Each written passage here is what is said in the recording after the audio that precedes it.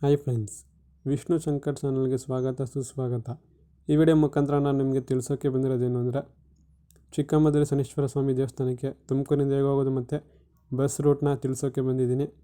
Video ನೋಡಿ ಮತ್ತು subscribe ಮಾಡಿ ಅಂತ ಹೇಳ್ತಾ, ವಿಡಿಯೋ ನೋಡೋಕ್ಕಿಂತ ಮುಂಚೆ ಲೈಕ್ ಮಾಡಿ ಮತ್ತು ವಿಡಿಯೋ ನೋಡಿ. ಮೊದಲು ನಾವು ತುಮಕೂರು ಬಸ್ ಸ್ಟ್ಯಾಂಡಿಗೆ ಬರಬೇಕಾಗುತ್ತೆ ಮತ್ತು ಫಸ್ಟ್ ಫ್ಲೋರಲ್ಲಿರೋ ಪ್ಲಾಟ್ಫಾರ್ಮ್ ನಂಬರ್ 6ಕ್ಕೆ ಹೋಗಬೇಕಾಗುತ್ತೆ. ಅಲ್ಲಿಂದ ನಾವು ನೆಲಮಂಗಲ ಬಸ್ಸು ಹತ್ತಬೇಕಾಗುತ್ತೆ.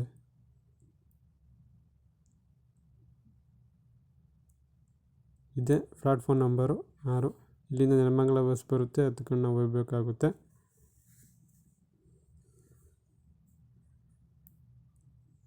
ತುಮಕೂರಿಂದ ನೆಲಮಂಗಲ 40 ಕಿಲೋಮೀಟ್ರ್ ಆಗುತ್ತೆ.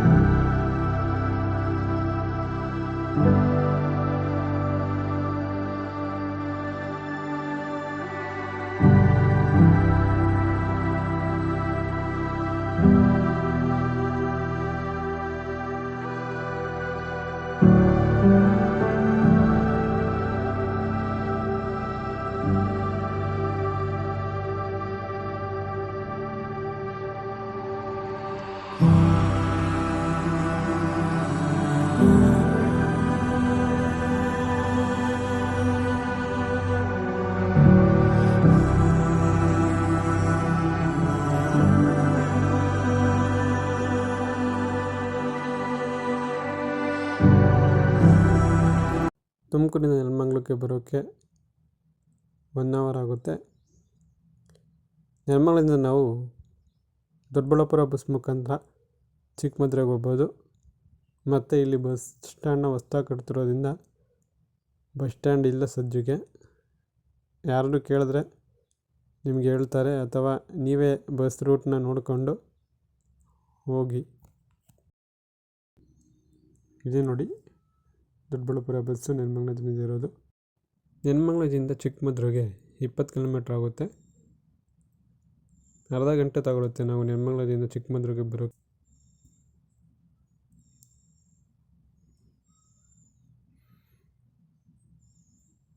ಈ ದೇವಸ್ಥಾನದಲ್ಲಿರುವ ಶನೇಶ್ವರ ಸ್ವಾಮಿ ಉದ್ಭವ ಮೂರ್ತಿಯಾಗಿದ್ದು, ಇಲ್ಲಿ ಅನೇಕರ ಬಳಲಿ ಅಚ್ಚರಿ ಪವಾಡಗಳು ನಡೆಯುತ್ತಿವೆ. ಇಲ್ಲಿ ಶನಿಯಿಂದ ಯಾವುದೇ ಸಮಸ್ಯೆಯಾಗಲಿ ಅಥವಾ ಕಷ್ಟಕ್ಕೆ ಸಿಲುಕಿಕೊಂಡಾಗ ಈ ದೇವಸ್ಥಾನಕ್ಕೆ ಬಂದು ಅದನ್ನು ಪರಿಹರಿಸಿಕೊಳ್ಳಬಹುದು.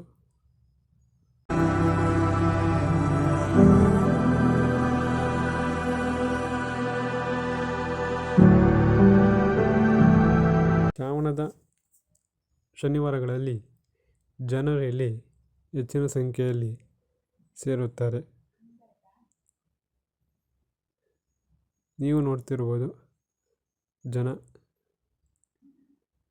ಅಧಿಕ ಸಂಖ್ಯೆಯಲ್ಲಿ ಸ್ವಾಮಿಯನ್ನು ನೋಡಲು ಬಂದಿದ್ದಾರೆ.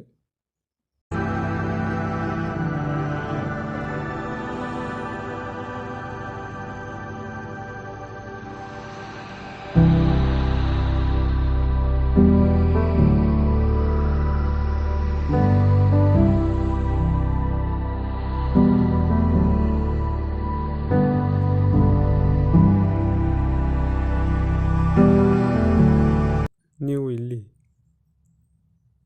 ಯಾವುದೇ ಸಮಸ್ಯೆಯಲ್ಲಿ ಬಳಲುತ್ತಿದ್ದರೂ ಎಳ್ಳು ಬತ್ತಿಯನ್ನು ಹಚ್ಚಿ ನಿಮ್ಮ ಸಮಸ್ಯೆಯನ್ನು ಪರಿಹರಿಸಿಕೊಳ್ಳಬಹುದು.